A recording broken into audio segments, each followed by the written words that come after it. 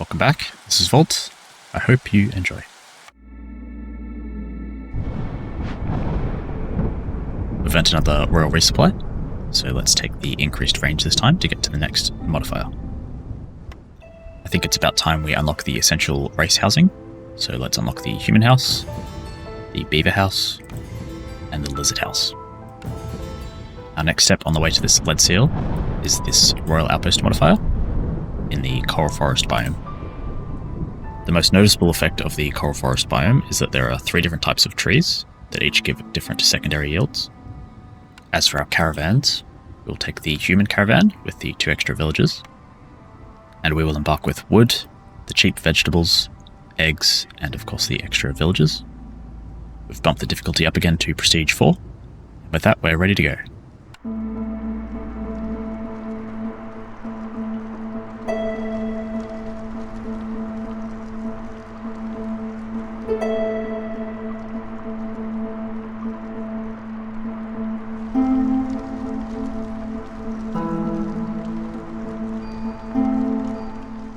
Our drizzle mystery this game is Finders Keepers, so we will earn random packs of goods for completing a trade route during the drizzle. During the storm, at Hostility 2, villagers without housing will get a stacking penalty to their resolve. At Hostility 3, when villagers leave or die, we get Blightrot cysts.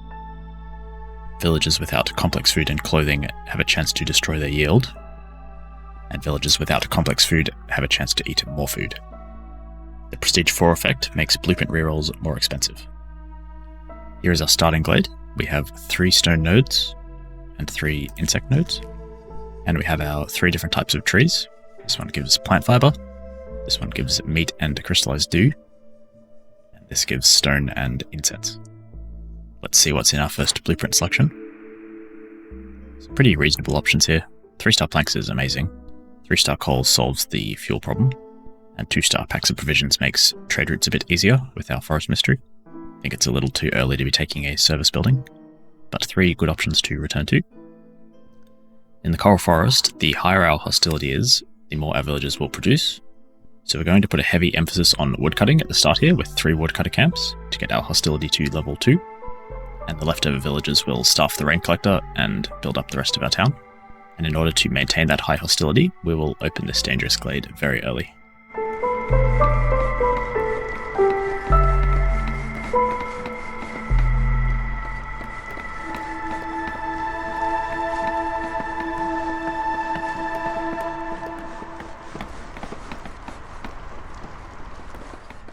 Here is our first cornerstone. Honestly, can't say we want any of these. Maybe we could take leather gloves if we find a reed node, but otherwise we'll probably decline.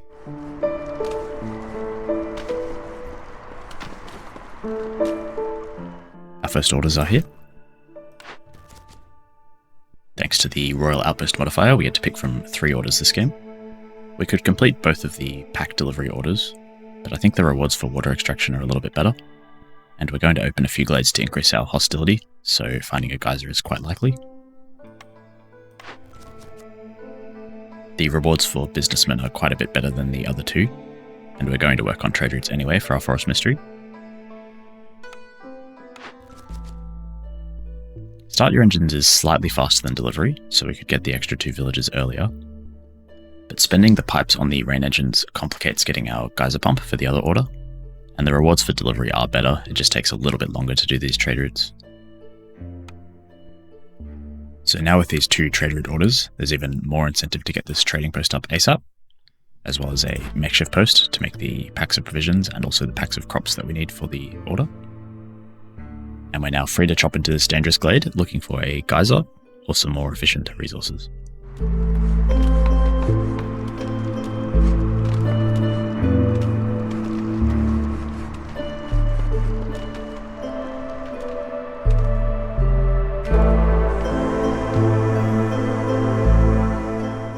This dangerous glade is actually pretty cool. We have some small vegetable nodes and some large herb nodes. We have some fertile soil. And we have a large encampment, which we can use to get 4 extra villages, which is great. We have a ruined stamping mill, and by salvaging it we can actually unlock the blueprint for it, which is also great. And we have the fuming machinery. In 9 minutes it will explode, destroying not really that much. And we can tear it down for fuel and ale, or we can fix it to earn a building that grants us clearance water per minute. So we have a bit of direction from this glade. We definitely want to get the 4 new villages in ASAP, and we already have the vegetables to do that, so we'll do that right away. I'm happy to let the fuming machinery explode, because it only destroys gathering nodes and trees, so we just need to make sure that there's no villages nearby when it goes off. And I think fixing it is too expensive for the reward that we get, so I think slowly working towards bricks and using our drizzle water is the way to solve it, and that's where the stamping mill comes in. We can salvage this with our stone nodes to grab the blueprint, and then start making bricks out of it to eventually solve the machinery. We're also on the lookout for a large herbalist camp, and this fertile soil location is not too bad in terms of proximity to the hearth and the warehouse, so it might be worth taking the grain farm if we see it, so that we can make a flour with the grain in the stamping mill, especially given we have species that like food that comes out of flour. So let's make some blueprint decisions. So I think finding the stamping mill pushes us slightly away from the provisioner, because we no longer need the 2-star flour. And it also means the bricks in the kiln are not so good either. And I think it even makes the lumber mill slightly better, because we could get a flour into packs of trade goods line going. So let's lock in the lumber mill and see what else we get. I really don't like all of these. I already said why we don't like the kiln. The smelter, we already have copper bars in the stamping mill. We don't have use for training gear, and taking a building just for 1-star pie seems pretty ineffective. We don't have a desperate need for the foragers camp, and I'm struggling to see a very good reason to take the ranch. The only thing the ranch really does for us is convert raw food efficiently into more raw food. This is the kind of pick where the Prestige 4 difficulty of an increased cost of rerolls is really hurting us. I think unfortunately we just take the ranch here and see what our third pick has. Again, these options aren't too great for us, so I think we'll just hold off on this pick and figure it out later.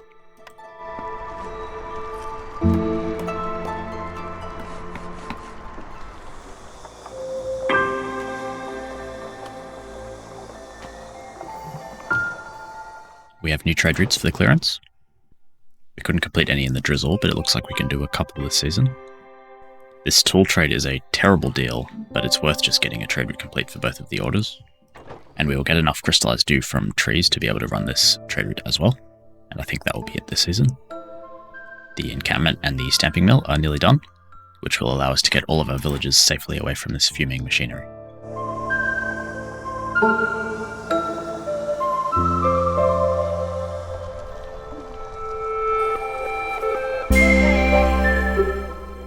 With all the extra villages from the encampment, we can now start working on the building materials that we need to put up the stamping mill, and start making bricks to deal with the glade event. We also ideally want to find a water geyser, so we're going to open a few small glades and see if we can complete that order. And we're still working on our trade routes for the other 2 orders, and we can now ship off our crystallized dew.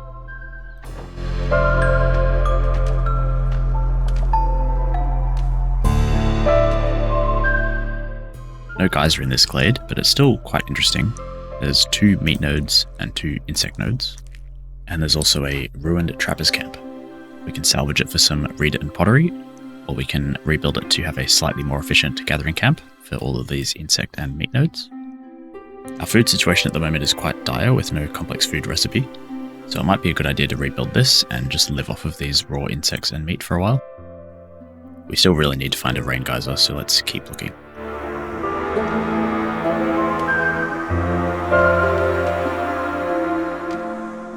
Now this small glade is really cool. We got our geyser, which we need for the order, so that's great. And we also have 3 reed nodes, and we're still sitting on this cornerstone that gets us +2 to reed production. So I think that's now good enough to take over 10 amber, especially because we earlier picked the ranch, which can use reeds to make eggs, leather, and meat.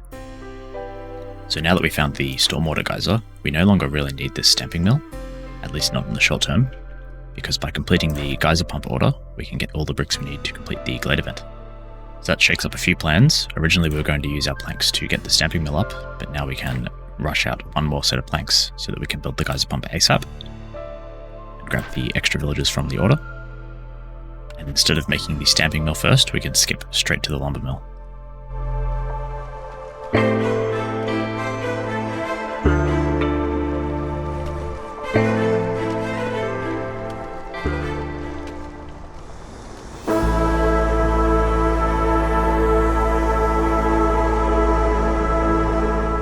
We have some new trade routes for the storm. So we can get the lumber mill up and running to get these planks, or we could get crystallized dew from the trees. And we also have the option of selling coal if we have to, although it's a slightly less efficient route than the other two. I think the best decision here is to ship the coal off right away, so that we can complete our first order ASAP. And then when either the dew or the planks come in, we can also complete the second order. And then we can just try to maximize our profit on the last route. We're going to spend most of this storm building. We'll get some houses up so that we can level up our hearth. We'll get the lumber mill up to make the planks for our trade route. We need to build and upgrade the geyser pump to complete our order. And we also need to get this harvester's camp set up so that we can start getting the +2 reed. And then once we've completed a few of these orders, we'll get some more blueprints to unlock and hopefully get a complex food building set up.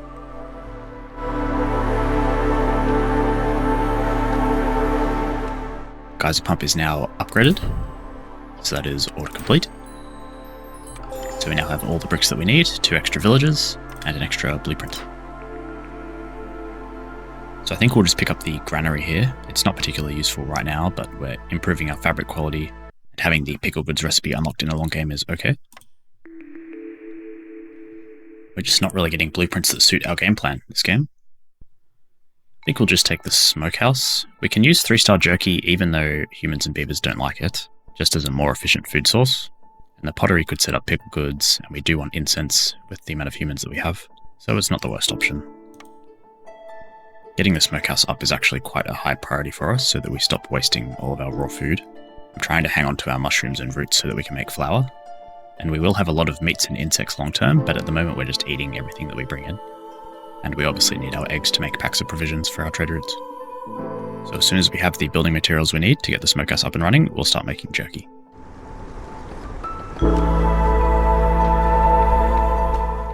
We can complete our 3rd trade route, ship off our 4th. So that completes an order, gets us 4 new villages.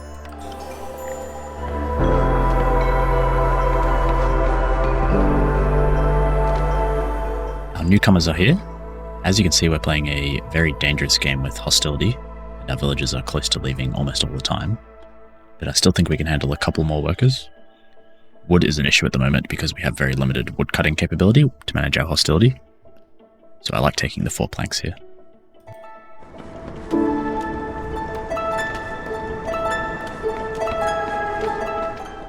The final route that we needed to complete our orders is now complete, and we can pick up our last couple of extra villages.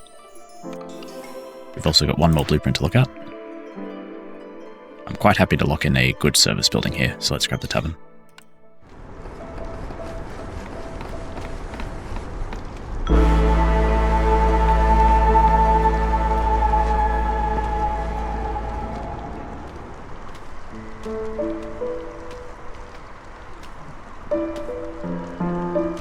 Let's check out our Year 2 cornerstone. I'm pretty happy to take Smuggler's Visit, just to use it to unlock the large herbalist camp, so that we can start gathering these 3 large herb nodes. The long-term plan with these herbs will be to get either biscuits or porridge or both set up as the final complex food solution. We also have orders to pick. Rainpunk Engineer is decent, but Aid for the Human clan seems great. We have that many humans that the +3 to human resolve will be awesome. And while it's a bit of a lengthy process to get the 10 packs of crops, the rewards are definitely worth it. And if we're lucky, we will get some of these from the Forest Mystery as well. Not a big fan of any of these. Advanced trading is way too expensive for the rewards. Happy humans realistically won't happen until very late in the game, which defeats the purpose of its rewards. So I think we take important delivery. We'll get the coal from completing the fuming machinery event anyway, so that makes it a little easier. Both of our orders need trade packs, so the goal for this season will be to complete as many trade routes as we can to get these 5 random packs of goods.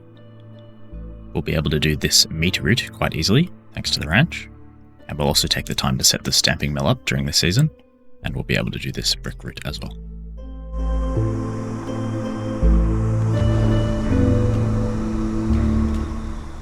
Now that the machinery has exploded, we can restart labour on it. And once we have the building materials, we'll set up a new hub in this glade to more efficiently harvest these herbs. We can also collect our first root of the season, earning us some amber and 5 packs of building materials.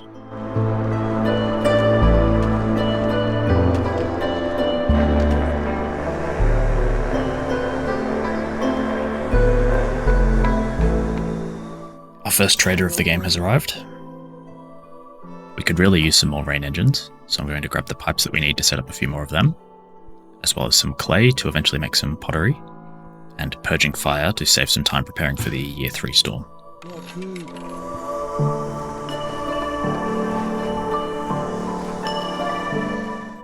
Two more trade routes complete during the drizzle, and we got 5 packs of trade goods and 5 packs of building materials. So the building materials were pretty useful for this order, so once the glade event is complete, this order will basically be complete. But we didn't get any packs of crops, so we're going to have to make them ourselves. We took the granary earlier on for 2-star packs of crops, so now probably would be a good time to get that up and running.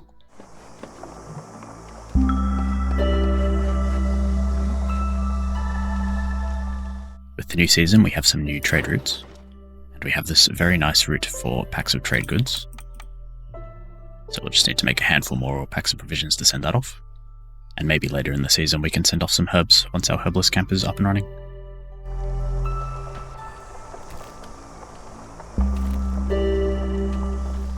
Packs of building materials are in, completing the order and getting us some coats to help us survive the storm. And most importantly, it gets us a new blueprint. None of these are amazing options. We could consider the 1-star pie recipe, but I think we've reached the point where we can afford to spend a reroll with amber. Some better options here. The clan hall is okay, but not great when we only have 5 lizards. I think the brewery is quite a good option. We have ale to use in the tavern, and porridge is actually a good complex food source just for our humans.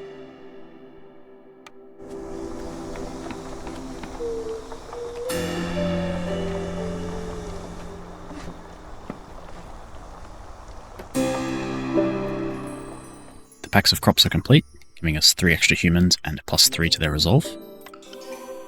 We have the packs we need to start this trade route, and we've earned another blueprint from completing the order. The service buildings are good options, but I think the cookhouse is slightly better for its biscuits production.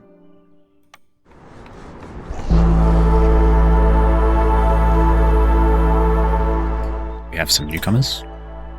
We're all in on human resolve this game, so we'll definitely take the caravan with the humans.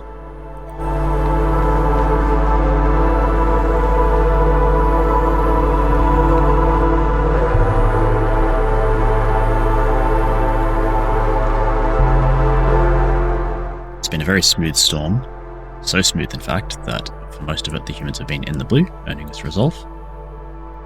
Next year we can have a pretty big tilt at the win, maybe through opening these 2 forbidden glades.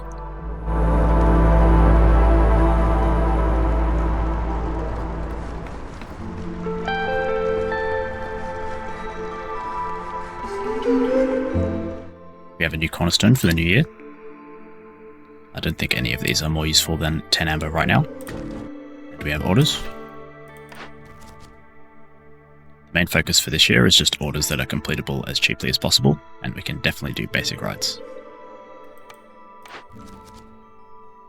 Cups and glasses is probably a little cheaper, but we're going to need our ale to keep resolve high, so I think we go with building the citadel here.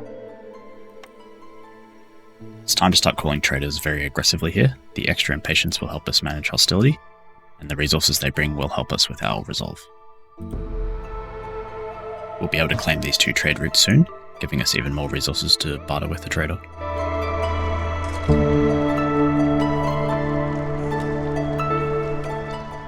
Zorg has arrived, so we will claim our trade route and see what he has to offer.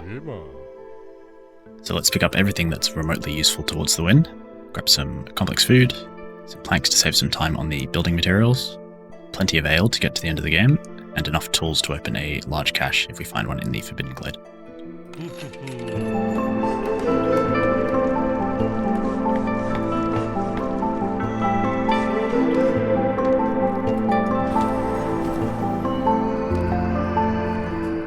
So the only relevant things in this Forbidden Glade are the large cache, which we now have the tools for, and the Glade event, which is the small storm forge, which will blow up in 12 minutes, and we could use it, which would cause a storm season to appear to get a Stormforged Cornerstone, or we could demolish it at the cost of 10 global resolve to get a rep point. So neither of these are actually very useful for our game plan. So hopefully we can just win the game before it triggers, but even if it explodes, it's not really that impactful. So at least we can get to work on this abandoned cache right away. Our next trader has arrived, so we can grab some clothing, a little bit more ale just in case, and some wine to keep the beavers happy. And our order to fulfill leisure is complete as well, which gives us a few extra pies and some barrels to keep making ale. It also gives us the tinctury, which makes ale and wine, but it's a bit late to be building this. And we have 2 new blueprints. Don't think any of these change the game, so we'll just grab the tools just in case. The passive effect of the guild house gives us +2 resolve at the moment, which is okay. It might end up being too expensive to build. We'll see. It at least could be useful.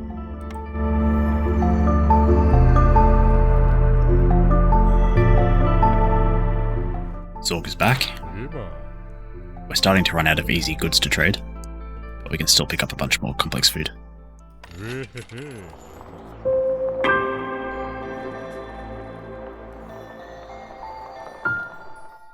Our 20 packs of building materials are done, giving us extra villager speed and some more goods to trade with the traders, as well as an extra blueprint. I don't see much of a use for any of these. Maybe barrels and dye in the manufactory, but realistically we're not going to build it.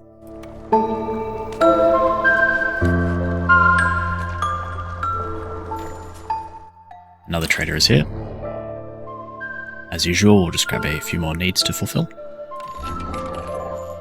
We also got another blueprint from Resolve. The Clan Hall is the best of these options, with the Carnivorous Tradition passive effect.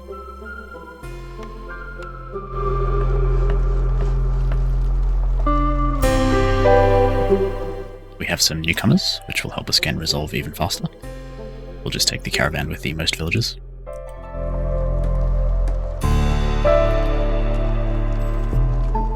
We have one final blueprint from Resolve. I think the 3-star wine from the cellar is the only thing that might make any difference.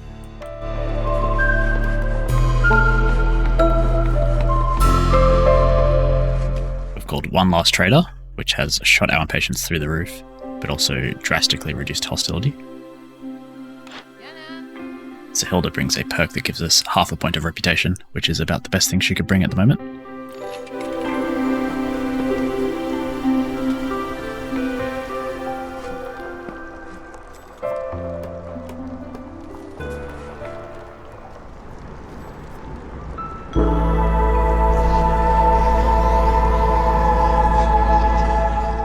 Once again, it should be a pretty smooth storm, leading to a victory. We're about 2 minutes away from getting all the reputation we need from Resolve. The only threat is that there's a lot of Blightrot cysts. But we bought plenty of Purging Fire earlier, and we have 3 lizards on the job, so it shouldn't overwhelm the hearth before the game ends. So as usual, thank you very much for watching. I hope you enjoyed. See you next time.